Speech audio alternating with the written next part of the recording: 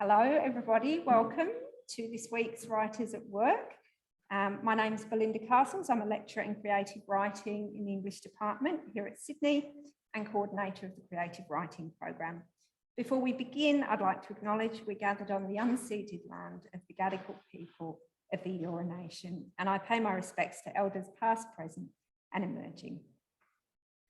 This talk is part of a unit in the Masters of Creative Writing called Writers at Work. We're interested in the idea of writing as labour and the questions that arise from that. What kind of a worker is a writer? What kind of work do they do? How do they see the purpose, processes and responsibilities of their work? This week, I'm extremely pleased to welcome in person to the campus classroom, Mohammed Ahmad, who will stand here in a moment. But just to introduce him first, Mohammed is the founding director of the Sweatshop Literacy Movement and editor of the critically acclaimed anthology After Australia. Mohammed's debut novel, The Tribe, won the 2015 Sydney Morning Herald Best Young Novelists of the Year Award. His second novel, The Lebs, won the 2019 New South Wales Premier's Multicultural Literary Award and was shortlisted for the 2019 Miles Franklin. His latest novel is The Other Half of You, which we've been reading for class. Welcome, Mohammed. I'll ask you to stand here. Thank you. Okay, all right. I'm going to start asking you questions. Apologies for the slightly odd format. Yeah, I will be prioritizing the people in the room. Yeah. So for people at home, I try to make some eye contact with you, but most of the time I won't be. It's too strange to try and do both equally, I think. Okay, so to begin, we're interested in this unit, in the work of writing. What is the work of writing to you? Does it involve particular kinds of social or aesthetic responsibilities? Okay, so the problem is, all right, I'll look at you all. The problem is that there's a kind of romantic idea of writing. The romance of like, it's a natural talent. You're born with this ability, sit under a tree, write the great Australian novel, give it to a publisher, they publish it, and then you become immortal.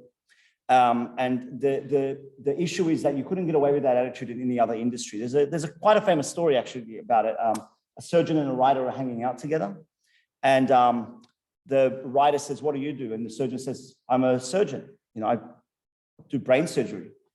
And then the surgeon says to the writer, "What do you do?" The writer says, "I'm a writer." And then the surgeon says, "Oh, that's interesting. I was actually thinking of writing a book about my life one day." And the writer says back, "Well, that's interesting because I was thinking of performing brain surgery one day."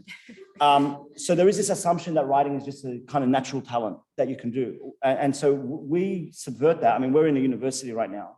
I happen to have a doctorate in creative writing. So 10 years of university education. So I take it very seriously as craft.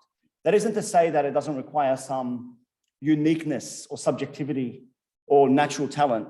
But again, that applies to pretty much every industry. If you look at somebody like Muhammad Ali, he was a naturally talented boxer. That's why he was so good at it. But that doesn't mean that he didn't have to train very, very hard to become a 3-time world champion. And so we apply the same logic to creative writing. There's craft, there's skill involved in it. And we can talk a little bit about those skills.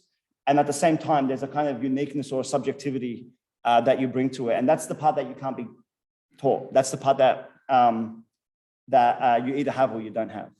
Okay. All right. So speaking of training and learning the craft, so you are the founding director of Sweatshop. Can you tell us about Sweatshop, the work you do and how that began? Yeah, well, let me put it this way, right, to start off. So these are rhetorical questions. You don't have to answer them, though I would be really interested if someone can answer them. But, you know, like, what's the difference between fiction, autobiography, and autobiographical fiction? What's the difference between a dead metaphor, an absolute metaphor, a metonym, an implied metaphor? What's the difference between open third-person perspective and closed first-person perspective? Now, these are things you can learn. If you learn them, you can apply them to your creative writing. If you apply them to your creative writing might get better. So that's the idea of being able to learn creative writing as a craft. And so, you know, we kicked off Sweatshop as a literacy movement. Check out the website if you're interested, sweatshop.ws. The idea of Sweatshop is empowering culturally and linguistically diverse and First Nations people to read, write, and think critically. It's very unfortunate that for a lot of minorities in Australia, writing can't be a luxury. It's not something that you can just do because you like to write. We tend to treat it more like a tool for a much bigger purpose. And usually that purpose is social justice. And so the idea of Sweatshop is trying to give young, culturally and linguistically diverse people in our community the tools to create some kind of transformation in their lived experiences. I got to say, because it's just relevant. It just so happens that next week is the Sydney Writers Festival, and if you, in addition to the Sweatshop website, if you jump on the Sydney Writers Festival website, Sweatshop has so many terrific events. Most of them are free. There's an event called Straight Up Islander, which is a panel of Pacifica artists that we've been working with. We've got an event called Exit Through the Sweatshop, which is a showcase of performance readings from some of the writers we've been working with. I'm talking to Amani Haydor, who's the author of The Mother Wound, and that's being chaired by Sarah Ayub. So definitely check out some of the things we've got going on at the festival. And definitely check out, we're launching a anthology called Blacklight, which is 10 years of First Nations storytelling, 48 short stories, poems, vignettes, and essays written by First Nations writers. And again, that's a free event that you can check out at the festival. Fantastic. So much to look forward to. So we had a little bit of set reading alongside your work, and I was inspired to set our classes some work by Bell Hooks, because you talk about her work elsewhere and the concept of coming to voice. Yep. And I wondered if you could tell us a little bit about what that concept means in terms of writing and community. So you read Talking Back, Thinking Feminist, Thinking Black. Is that where you got your chapter from? Yeah, that's right. You're the first person I've ever met in Australia who tracked down that chapter. It's quite a hard, it's quite a unknown text in this country. And it's an incredibly important work, So if anyone's got a chance to check out the whole book, you should. The chapter you're referring to is called Coming to Voice. Or is it When I Was a Soldier for the Revolution? And then in that chapter, there's a term called coming to voice, the act of moving from silence to speech as a revolutionary gesture. So did you all read it? Yeah. Okay. So I remember when I was about 20 years old, so we're going about 15 years ago, I was doing all these kind of community arts projects in Bankstown. By the way, I've never told anybody this. This is the first time I've ever actually, because no one's ever delved this deep into some of the work we've been doing. We just go around quoting Bell Hooks, but no one's ever wanted to know, where are the origins of this? But, I've been doing a lot of community work in Bankstown, writing workshops, doing these youth arts magazines called Westside. The one that we did before Westside was called Please Explain. It was a direct response to Pauline Hanson. So that's the era we're talking about. It's that time just before September 11, when there was all this kind of hysteria and we were seeing the rise of One Nation. And I met an African-Canadian cultural theorist named Handel Wright, who, when he met me and he saw all my impressive little magazines, he asked me, what is the point of the work you do? And I remember spending quite a lot of time telling him about the work itself. I was like, well, we're helping kids in our area and we're publishing their stories. And he's like, but why is it important? And I remember as a young man being very good at articulating the practical side of it, bringing pens and papers to classrooms, talking about the importance of community, talking about the importance of representation, talking about the production and what it meant to the kids to put those books in their hands. But he said, you're good at the practical side, but you're not good at the theoretical side. And so then he threw me a bone and he said to me, I want you to look into this writer named Bell Hooks, who sadly passed away last year. I'm not sure if you know that. But the term that he introduced me to was coming to voice. And he argued that what Sweatshop had been doing, and before that, the earlier incarnation, Westside, was coming to voice, was going from silence, these silenced, marginalized voices in Australia. And you've got to remember, this is before all these diverse writers were winning all these major literary awards and are now dominating the space. This is when there was none of that. He said, what you're doing is you're finding a voice as a political act, as a revolutionary act. And 20 years later, I can look back and say, well, there was a revolution. We have fundamentally changed the literary landscape. But it starts with Handel Wright, and it starts with Bell Hooks. Fantastic. I mean, it's amazing when you're doing something and then somebody gives you the language to realize what you're doing. Can I respond to that? Yeah. So, it's like they give you, like I said, he threw me a bone, but it's kind of like a seed, but then the tree's got to grow on its own, and it's like, what happens as a result of that, of like just one name, one concept. He didn't tell me to read Talking About, he didn't even tell me where to find Coming to Voice. I had to do that. I had to track down that book, get it imported from the United States. But the most interesting thing about bell hooks that I discovered was her fascination with literacy. So Sweatshop is called the Literacy Movement. And that's a concept that bell hooks invented. The idea that all steps towards freedom and justice in any culture, I'm quoting her now, all steps towards freedom and justice in any culture are always dependent on mass-based literacy movements because degrees of literacy determine how you see what you see. And so we took this idea and we introduced it to the young people of color in our neighborhoods. And we attempted to intervene in a fundamentally white literary landscape as a way of transforming the situation. And so that ties in with the cultural theory called transformation and cultural criticism. I feel like it's really worked. I mean, I feel like the energy from Western Sydney, the way that the landscape has changed, do you look back on that with pride? No, I'll tell you why, because it's a bit dangerous to do that. Okay. The minute you kind of say we're done, we're good, everything falls apart. The problem with social justice, whether it's we're talking about patriarchy or whether we're talking about homophobia or whether we're talking about classism or whether we're talking about racism, is that it's a ongoing process to address. And the minute you stop, it will actually, the old problems will just reveal themselves. So we have to think of revolution as a process, not as an event. And it's not something that can be prepackaged and handed. And we might get to that later, but I might as well just talk about it now.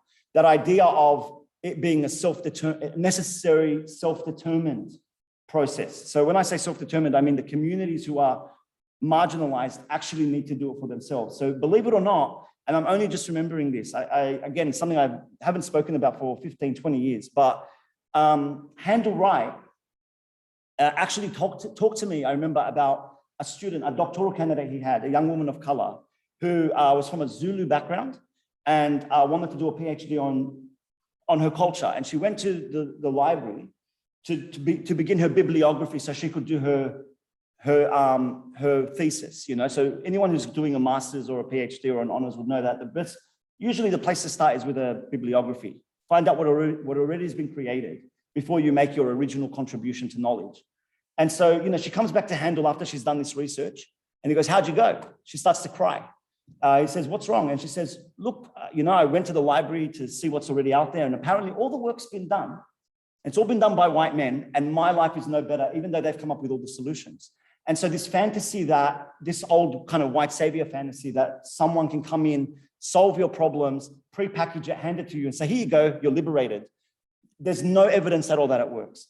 It's the process. Like, for example, some young Arab Muslim woman growing up in my neighborhood, the process of her getting an education, the process of her writing her own book, the process of her developing an economy around that, getting an income, winning awards, being recognized, and being able to pass that on to her family and her community. That's how things change. They don't change because somebody wrote a book about you and said, "You're all good now, see you later."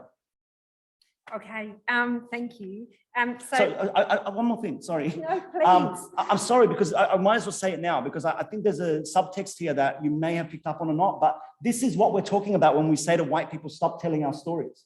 Not because you're not allowed to, not because we care about, because we're trying to inhibit your free speech or anything like that, but because there's a fantasy that it actually helps the community.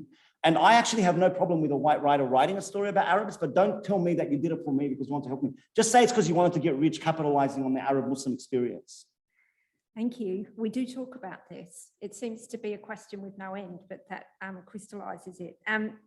So in an interview with the bookshop Roaring Stories, which packed a lot into a very small space, you were asked how you came into your own literary voice, speaking of coming to voice. And you said, through a combination of 10 years studying at university and 35 years living among wogs, thousands of crazy wogs. So you work with your young writers in this business of coming to voice. Is this the process, this kind of formal training and listening to the voices around you? Yeah, so it was a bit of a joke. Yeah. Like when I say, they asked me, how did you write your work? I said, 10 years of university education and living with thousands of crazy wops.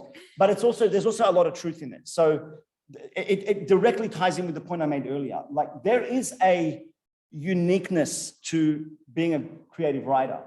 That's the part that we can't teach, you know, like I can't turn you, like I'm a good editor and actually a good teacher of creative writing, but I can't make you an interesting person and I can't give you an important story to tell. That's just on you, you know.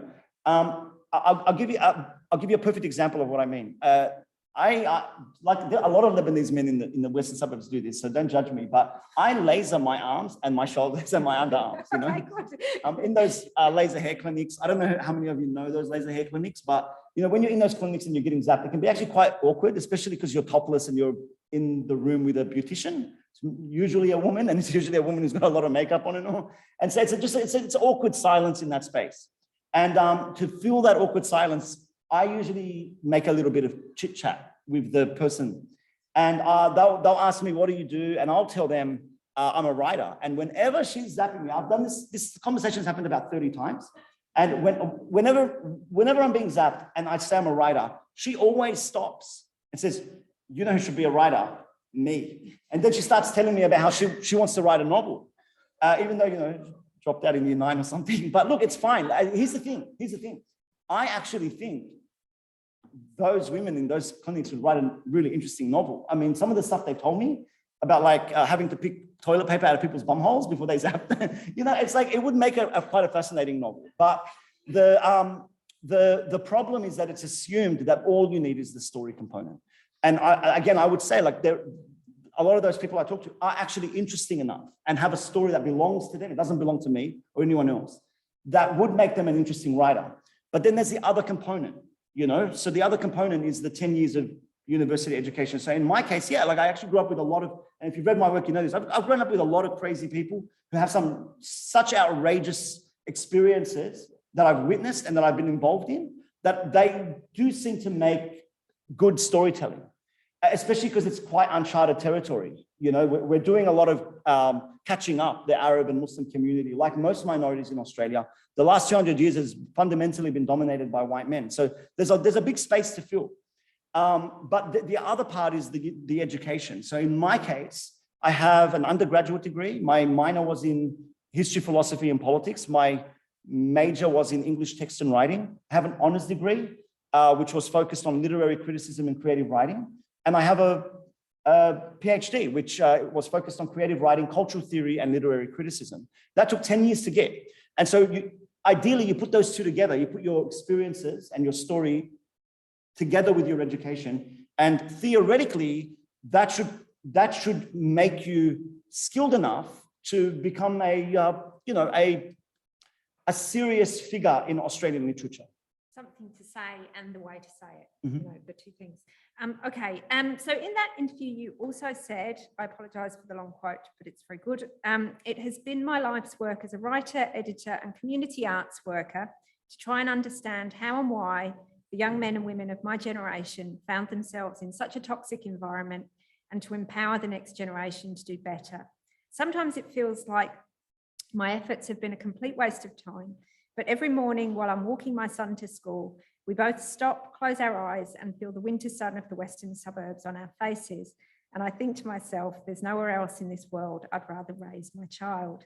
And what I wanted to ask you about that beautiful quote was, I was intrigued that the way your discussion about a life's work, about your daily family life, comes back to place. So I wondered if you could tell us about the work of writing in the context of place. Yeah, okay. So I had a kind of academic answer, but you know, just by chance, we were talking about somebody who directly intervened a long time ago in my life that actually is the reason I write so much about place. So I might as well bring it up. So Professor Ivor Indyk, if you don't know him, he's the chief editor of Giramondo Publishing. Giramondo publishes some of the best literature in Australia.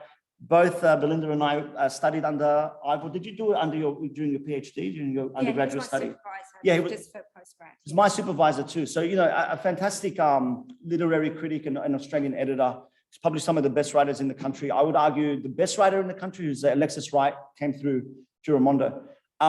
So, you know, I remember when I was 19, I was walking out of an arts organization in Western Sydney, and Ivor happened to be there. He was trying to start, this is like a, you know, quite a like, you know, upper class man from, you know, from the North Shore, from a Jewish background. So very different to like the, you know, the poor working class Arab Muslim kids, you know, in the Western suburbs. But he had this dream that he could start up something in Western Sydney. So he was in this building and I was on my way out. I was briefly introduced to him and he said, stay for this workshop. And I stuck around because I was a little bit interested in creative writing.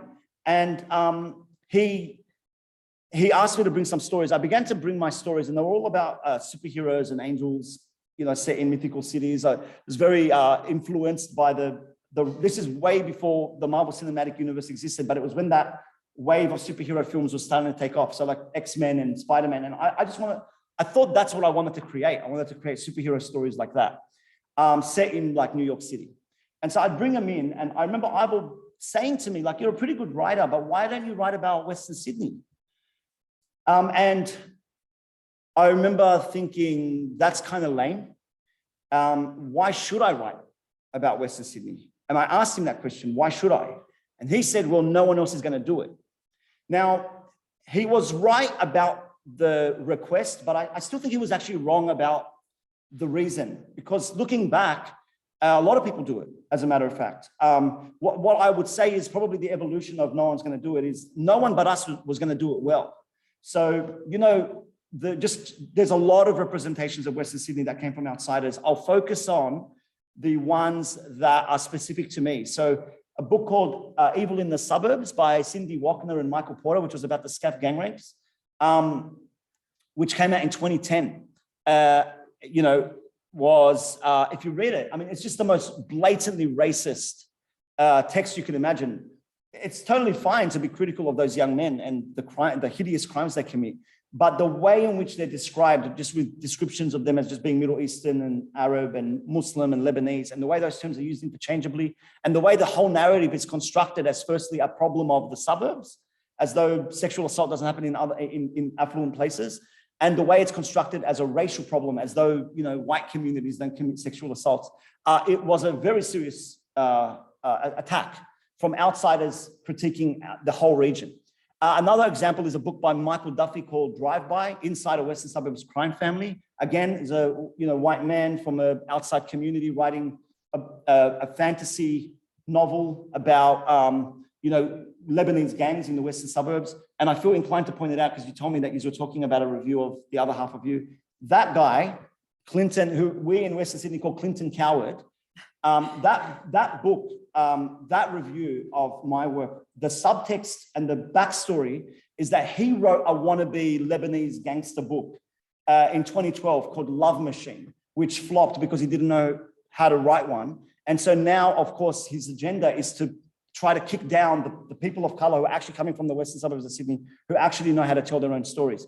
So Ivor got me on this path of representing the West Side. Not necessarily because no one was going to do it, but because no one could do it as well as the communities themselves.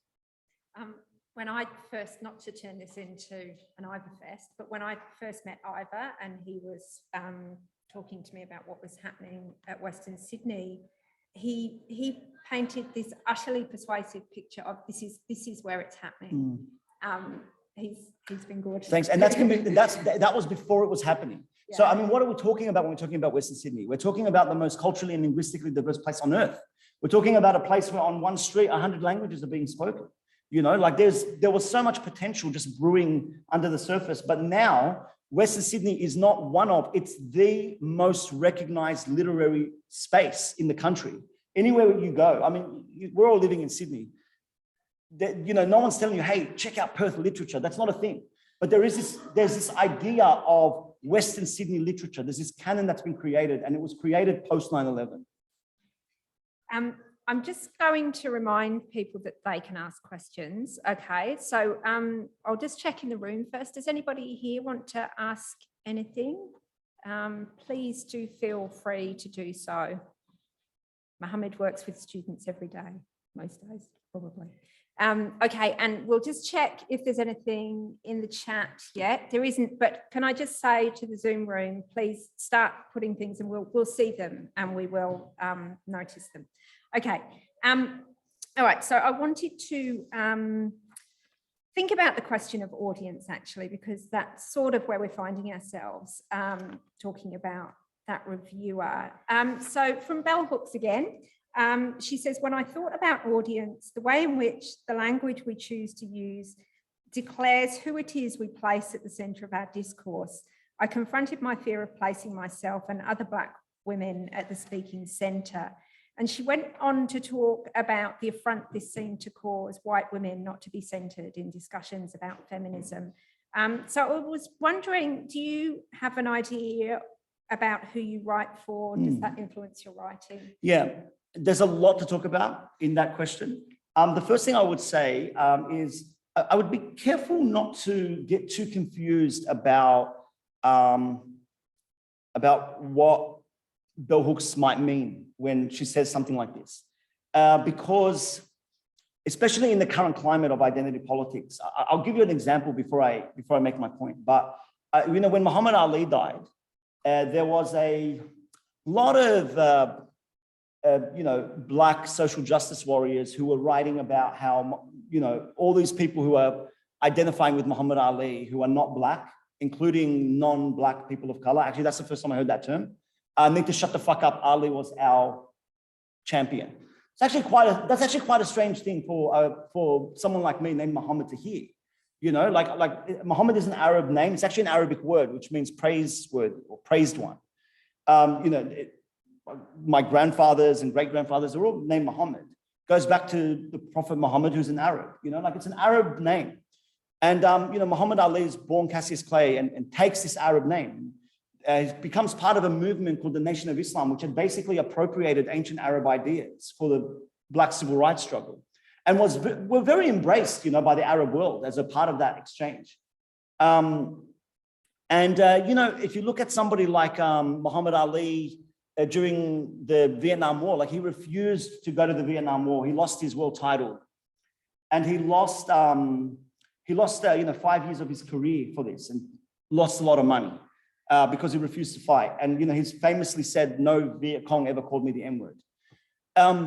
So in a way, like for like Arab and Muslim communities around the world, like Ali was their champion, And for the Vietnamese communities, like he's their champion. I think this idea of like who owns one of these figures is dangerous, especially because the social justice warriors might say that, but I don't think Ali ever said that. I think his work was actually quite inclusive and quite broad in terms of who he was building solidarity with.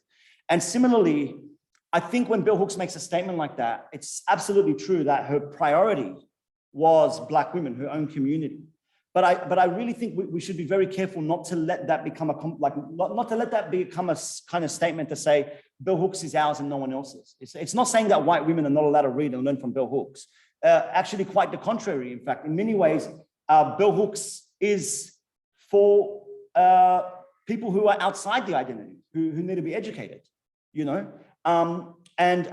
Even more than like white women or white people, Bell Hooks work on men.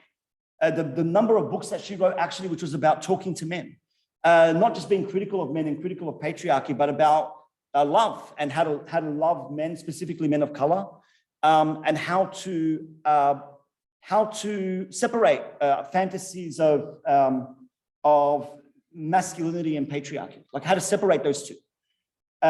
Talking about men's capacity to love and to change. And then, I'm referencing books like We Real Cool, Black Men and Masculinity, and The Will to Change.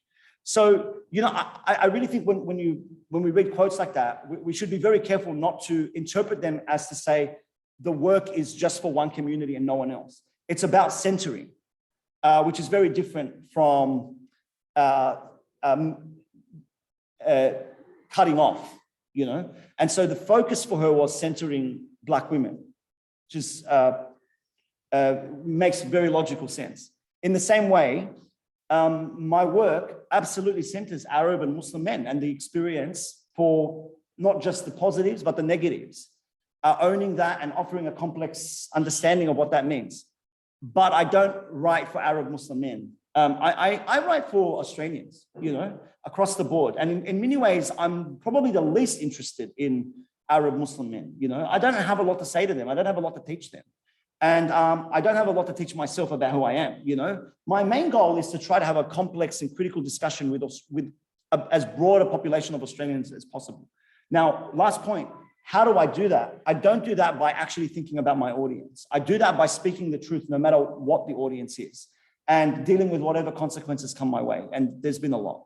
Yeah. Okay. So another question that I wanted to ask you before I just check back into the room is do you ever censor yourself? Do you ever think I don't want the critics of my community to take this as fuel? Yeah. So no. And this is good advice for any writers in the room or any writers online in the digital world. If you're going to be a writer, write like you're dead or don't bother. Just don't waste your time. Firstly, because a good editor and a good reader, a good critic will identify that you're holding back anyway, pandering to your parents or something like that. And so it will come through in the work and the work will suffer. But more importantly than that, I just think it's intellectually dishonest. You have to write in a way where you're not pulling your punches and you're not afraid of anybody. You have to write being fully aware of what the consequences might be and being willing to take on those consequences. And so that's how I write. I don't ever worry about how it might hurt people or any offense that people take on any side of the spectrum. I just speak it the way I think it's in the most honest and sophisticated way. And then I just kind of wait for whatever the backlash might be. I'll give you a perfect example. So on the morning of September 11, I was studying at Punchbowl Boys High School.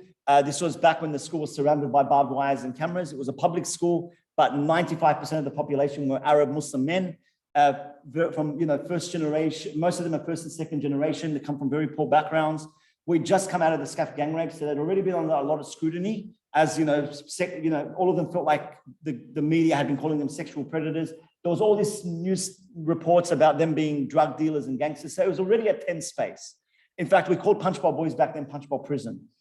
And I remember on the morning of September 11, you rock up to the school quadrangle and the boys were celebrating. They were very happy about the situation.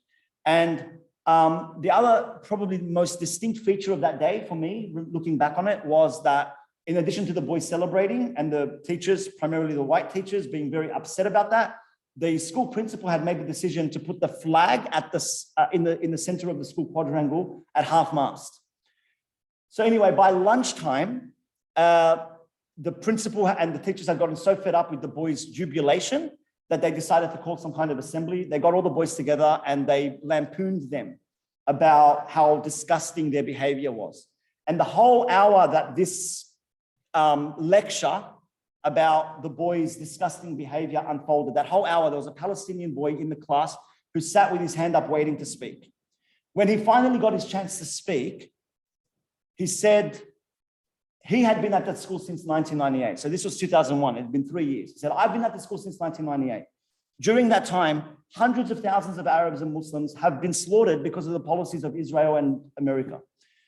And you never gave a shit. Never once did we get any sympathy from you. Then today I rock up to the school and I see you've got the flag at half-mast. So no, I'm not going to participate in your mourning. And then the boys, went crazy. So I wrote that story. Actually, I wrote it in my novel, The Lebs, but I also wrote it last year for the Sydney Morning Herald. And you can find it online. It's called Eye for Eye, Tooth for Tooth. But after it was published in the Sydney Morning Herald for the 20-year anniversary of the attacks, I received two types of hate mail.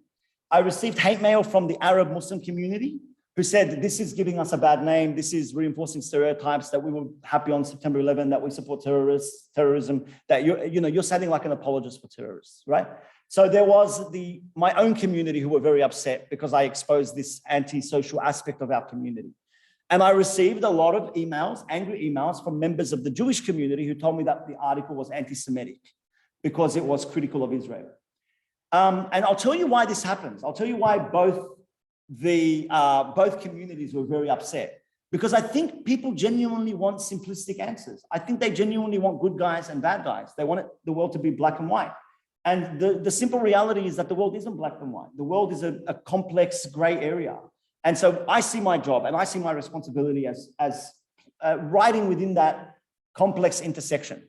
And whatever the consequences are, and whoever I offend, that's on them. I'm not going to lose any sleep over it. Now, I could get assaulted, I could get killed or something. Great, I'll be a rock star. It'll be fine. No, that will not be fine.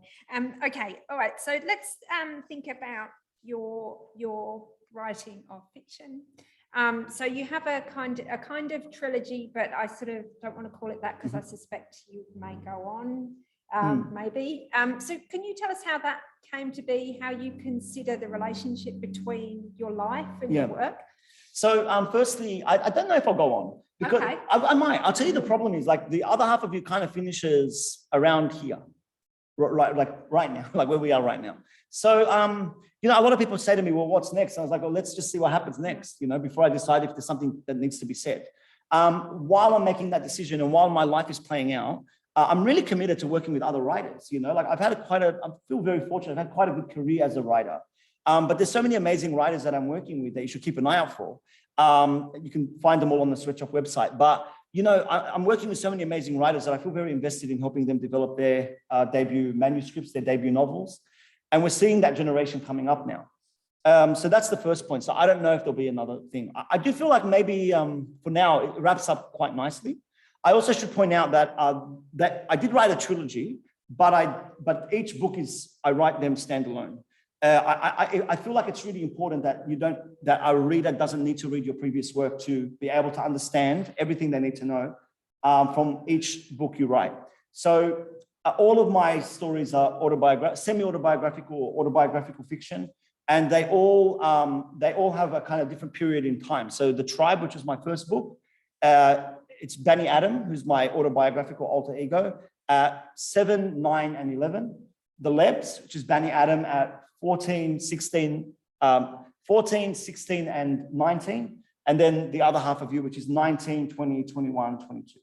So they look at 3 different periods of life, like childhood, teenagehood, and then adulthood. But the other point I should make, and this is probably the most interesting aspect of all this and how it plays out in reality. Has anybody by any chance seen all 3 books together? Seen it? We saw a beautiful image, I think, in your presentation of the covers. Oh, okay. Yeah. Yeah, right. Okay. So thank you. So the Tribe is actually quite a small book. It's 45,000 words. It's actually this little square book. In fact, you probably even argue that it's a novella, that it's not a novel. Have you ever heard of a novelette, by the way? It's a baby novel. It's called a novelette. They're known to be about between 5,000 and 10,000 words, and then novella between 10,000 and about 30,000. So some people would argue that even like The Old Man in the Sea might be a novella. And then you've got novels, which tend to be about 60,000 plus words. But by the way, that's completely arbitrary, that mechanism. But so the Tribe would generally be seen as a novella. It's quite a small book. Then you got the Lebs, which is about 65,000 words. And I wrote it, the first version of it, I wrote for my PhD as part of my PhD thesis. And then the other half of you is about 100,000 words. And you can literally see them growing up. You can literally see them getting bigger. It's quite interesting because Bani grows up with those books. And also, and this is less noticeable, but I'm growing up with those books. As I became a stronger writer, I became more ambitious in what I was doing. And I try to make this point because I struggle so much with people who email me. I get maybe 10 or 15 emails a week from people who want to join Sweatshop, who want to become writers. But the writer that always puts me off is the writer that says to me, I've written a novel and I want to learn how to write. So just get your head around this. This is somebody who hasn't studied creative writing in any serious way. This is somebody that's never published a short story or a vignette, that's never had any connection to the industry. They just woke up one day and said, I'm going to write a novel, and seems to think that they will be able to get that published pretty quickly and that I might just have a few notes for them. Whereas in reality, if you met the real business of being a writer, you don't go from your baby legs, on your back to just sprinting and then flying, which is basically what it means to go from not having any skills and any experience in creative writing to having a novel. Most serious creative writers, there are a few exceptions, but most serious creative writers start very small. They get a couple of articles and essays and short stories published in literary journals. They develop their skill in the kind of smaller pieces. they build up their profile, they build up their experience, and they gradually get to a point where they know how to manage quite large bodies of text. And so in my case, in a kind of serendipitous way, it just kind of can be visually seen. Now, like I can visually show you, this is my writing journey, and as the boy that I was writing about grew up, and as I grew up as a writer and became more sophisticated, my works, you can see them visually growing up and becoming more ambitious. Great. I think we have got a question on the chat for you. I'm going to just read it out for the class in case they can't see it on the screen. So it's always good to hear you talk, Mohammed. I'm interested in how you've dealt with criticism, critique throughout your career. Has it ever affected your writing? Any tips or lessons you've learned over the years? And another linked but slightly different question, what's your guide process for choosing to work on a project? Are there areas you're particularly drawn to or avoid? Excellent. Thank you, Nick. Thanks, Nick. So I'll answer the first question first, the first part of the question. Okay, so, especially these days where you have literally the entire world's information on your phone, in your pocket. I mean, that phone has more technology in it than the spaceship that got us to the moon. It's kind of probably more power than we should actually have. It's a very unnatural amount of technology and information that you have access to. So it's very, very hard to resist criticism and critique and looking for it, and in the lowest state of my mental health, my obsession with trying to find what people were saying about me, positive or negative, was like this. I'll be very honest with you because I think this is a very serious question and a very serious conversation to have because we're talking about mental health and we're talking about the relationship between mental health and being a successful and healthy writer. So at the lowest point in my anxiety, and I should also point out, this has nothing to do with whether you are a successful writer or not. Like I like a lot of my peers, I've won several awards. I've sold tens of thousands of books. Like there is no reality that this kind of sense of failure correlates with. It's just the situation of the climate, I think, the world we live in. So let me try to explain to you how bad it got. Me doing a Google search on myself. So first I would go to Twitter. Now I'm not personally on social media, but I worked out how to do it without having an account. So first I would go to social media, go to Twitter, put my name in the search, see if anything comes up. After I did that, because people mix up the name Mohammed and the name Ahmed all the time, and there's always like different A's and different E's and different M's to spell it, I would check all the variations in Twitter. Then I would check my name in Facebook and all the variations. Then I would check my name on Instagram and all the variations. Then I would go to Goodreads and I'd check what was being said about me on Goodreads. Then I would go to Google and see if any articles or reviews or any hate dropped. Now, by the time that whole process unfolded, and I generally didn't find anything because things just don't happen that quickly, about half an hour has passed. So my brain says to me, maybe something dropped since that half an hour passed, go back to the beginning. So I had gone into this really unhealthy spiral. And so what I began to do to cope with that is I actually went completely cold turkey and I completely cut off investigating and researching anything being said about me as a writer. I never checked any social media. I never checked Goodreads. I never checked for reviews or any of that. What I can control is what I put my energy into. I could control this lecture. So I put my energy into coming out here today. I made the effort to actually come and speak to you in person. I put my energy into giving you the best and most honest answers I can give you.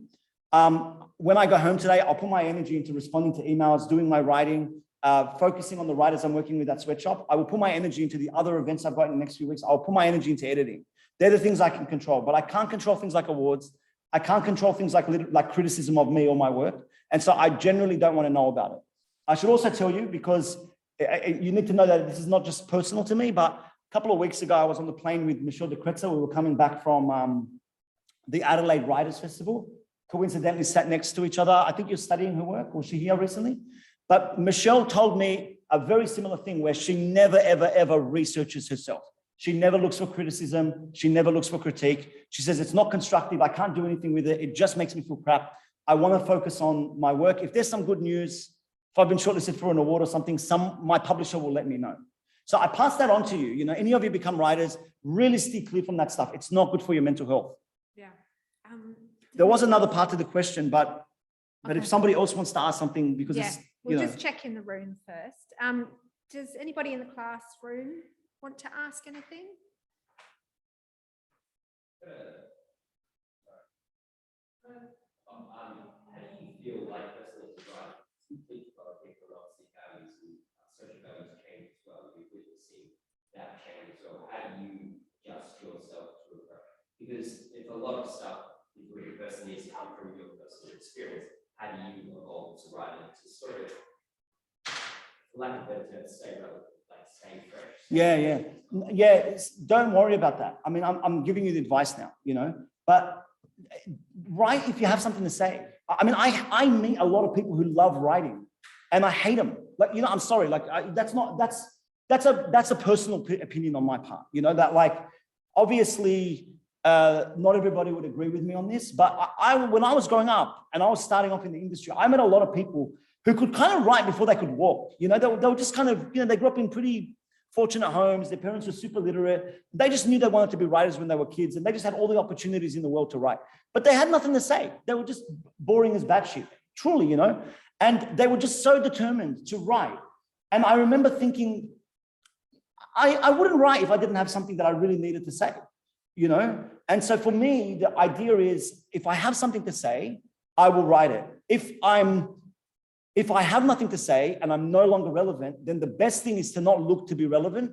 Just don't do it. Do something else, you know? Like, I would much prefer to put my energy into supporting somebody who has something to say and helping them get their book done and helping them have a platform. I mean, I work with someone who I'm really excited about working with is Winnie Dunn, who's a Tongan Australian writer. She's the general manager of Sweatshop, but, you know, widely published. She's just signed with a multinational publisher for 2 books. She'll write the first Tongan Australian novel. Can you believe that? It's been thousands of years that the Pacifica community have been engaging with Indigenous communities in Australia. They've been here well before colonization. There's never been a Tongan Australian novel written in Australia. Never. She'll be the first. And for me, you know, pretty proud of everything I had to say and everything I got off my chest. If I have more to say later on, I'll write that book. But I would much prefer at this point in time to give all my energy, all my skills, all my knowledge, all my resources to helping Winnie get her book out, because I think that book's more important than mine right now. You know, now that's just my opinion. You might feel differently, but my argument is, don't write unless you've got something to say. Thanks, Mohammed. Caitlin, will you wait and speak for? No, and I've just struck fear into you. It's okay. So, if I'm coming off as angry, please, like, I'm just Arab, but like, I'm not angry, you know? I think Emily's got a question here. If it feels relevant for you, could you please reflect upon the ways that pain has informed and shaped your work as a writer? Yeah, again, these are such interesting questions because these questions are intelligent, but they seem to be framed, all the ones I've gotten so far, they seem to be framed around like a conscious practice, you know, like I'm looking for the next book to write, or I have had some pain that I want to get off my chest. I don't really write that way. I totally understand that a lot of people do write that way, especially for like therapy, you know. But I write in a way where I'm really interested in writing a story creatively, separate to my personal life. So, you know, I write in the form of autofiction because I wouldn't say any of my stories are factual. Shouldn't take anything I've said to be factually true. But what I'm interested in is, do I have an interesting and compelling story to tell? And do I have an original way to do it? And if I have to go to a painful place, I'll just go there. If it means that there's something amazing that's happened in my life, then that will come through. But I'm not thinking about those things. Like, I'm not like, oh, this was an amazing experience, or oh, that was really painful, I should write about it to get it off my chest. I'm mainly interested in the craft, and I'll try to explain what I mean. You know, Scientists are really interested in facts. We as writers shouldn't be too interested in facts. What we should be interested in is truths. And I'll show you the difference. I mean, firstly, the idea of a fact is quite new. It's only about 300 years old. It's the product of the modern world. So, you know, a lot of these kind of, I don't know if you, how invested you are in this, but I'm kind of obsessed with it. But the new atheist movement, which is built on a phenomenon called scientific rationalism. So I'm talking about people like Richard Dawkins, Christopher Hitchens, Sam Harris, Lawrence Krauss, that gang, who, you know, not coincidentally, are all white men. But, you know, their whole argument is that religion is this idiotic thing, and we really need to turn towards a scientific understanding of reality, and that's the only version of reality that we should all be steeped in. And what's so interesting is the way they have tried to mainly dismiss the scriptures is by going through the Quran, or going through, when I say the Quran, I usually mean the English translations of the Quran, not the actual Quran, but going through the Quran, going through the Bible, going through the Old Testament and saying, look at all these factual inaccuracies. The problem is that the people who created these texts created them in a time when the word fact literally did not exist. There was no business in the idea of facts. That's a very new phenomenon. So what were they doing? What were the people who wrote the Gospels doing when they were writing about Jesus? They were actually writing a thing called the truth. So, for example, if you wrote, Jesus is walking down the road and he sees a poor trembling man and he takes off his robe and he covers him with it.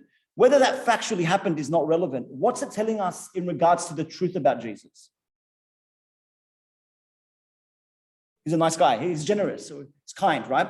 So that's what I'm interested in as a creative writer. I'm not interested in whether my dad, whether it's factually true that my dad actually said these words in this actual sentence. I'm trying to capture a truth about my dad, and more broadly, dads, and what fatherhood might look like. And I try to pass that on and see if that truth correlates with someone else. Either you find out a different version of reality, and that's important, or it mirrors your own reality, and that's also important. I might just slip in a question before we finish about your work as an editor. So you had a book out last year, I think, after Australia. And I wondered if you could talk a little bit about that, because I've been thinking a bit about the ways that realism, for example, kind of works within its own structures. It can't imagine anything outside of what we already have. So I found something radical in the title. And I was wondering what it is that you were making with that book. Yeah, so a couple of things that are interesting. So firstly, has anyone seen the book? Have you seen the cover of that book? You've seen it. Has anyone else seen it? So the cover is of like a nuclear white Australian family, and their faces have been scribbled out with a pencil. And the idea was that this is kind of creating another version of Australia. All the contributors were Indigenous, First Nations, or people of color. And one particular fellow was so upset with the cover because he thought it was racist against white people that he took us to the Human Rights Commission. So it was a controversial book, but the book came out in 2020 in the height of the Black Lives Matter movement. COVID-19 had just struck, so everybody was at home. So it was actually one of the most critically successful and commercially successful anthologies produced in the last 20 years in Australia. It's very unusual for an anthology to be so successful, but it came out at the right time and it hit the right tone. But the other thing that's interesting that you said, so that's the first point I wanted to make about the cover. You should just kind of understand the context in which this book emerges. But the other thing is, you said realism. And the story by Omar Sakar is in there called White Flu, which is about a flu. He didn't know, this is just before COVID happened. So he didn't know that COVID was going to happen. He wrote a story called White Flu, which was about a pandemic that wiped out white people. People were very upset about it. They made death threats against Omar. But ironically, COVID comes and overrepresentatively wipes out people of color. So there's this story that comes out in After Australia, and the same fellow who has been harping on about my work being historical realism, that's Clinton Coward, also wrote about Omar Sakar's story, and he also called it historical realism, And so this is so interesting because, look, if a person of color tells you this is my reality, this is my world, this is the wacky shit that I see every day, and you're not a person of color, don't tell them that you're version of reality is hysterical. You know, that it's an extreme version of what's real. Like you are not the